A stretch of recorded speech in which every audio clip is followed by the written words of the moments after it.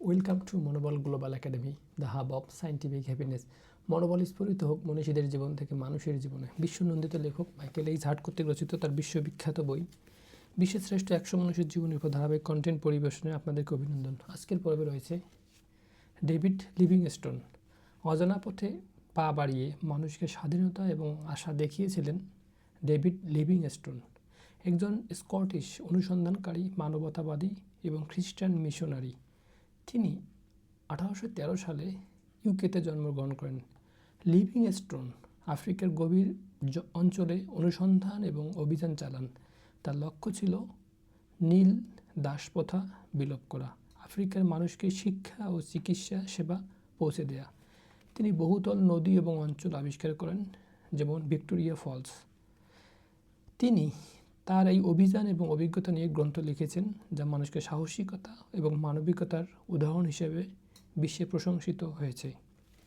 Livingstone শুধু অনুসন্ধানকারী নন, তিনি মানবিক মূল্যবোধ, ন্যায়পরায়ণতা এবং সহানুভূতির প্রতীক। তার জীবন থেকে শিক্ষা: কঠিন পরিস্থিতিতে দৃঢ় থাকা, রেজিলিয়েন্স।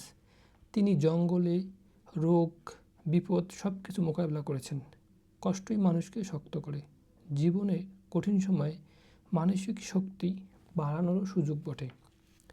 জীবনের লক্ষ্য: লিভিংস্টোনের লক্ষ্য ছিল মানুষকে সাহায্য করা, দাসপ্রথা বন্ধ করা। জীবনের উদ্দেশ্য থাকলে মানুষের হতাশা কমে। সাহস এবং ভয় জয় করা: লিভিংস্টোন আফ্রিকা জঙ্গলে অভিযান চালিয়েছেন এবং এগুলোর খুবই সহজ কাজ ছিল না। তিনি ভয়কে জয় করলেন এবং আত্মবিশ্বাস বাড়ালেন এবং স্মরণীয় হয়ে থাকলেন। মানবতাবোধ এবং সহানুভূতি: আফ্রিকার মানুষের জন্য উনি মহানুভব ছিলেন এবং তাদের পাশে ছিলেন। একাকিত্বকে কাজে লাগানো: তিনি জঙ্গলে একাকী থাকতেন, কিন্তু একা থাকাকে শক্তিতে রূপান্তর করেন। ধৈর্য এবং অধ্যবসায়: তিনি অনবরত চেষ্টা এবং অধ্যবসায়ের মাধ্যমে তার জীবনের লক্ষ্যে পৌঁছান এবং মানব কল্যাণে অবিস্মরণীয় থাকেন।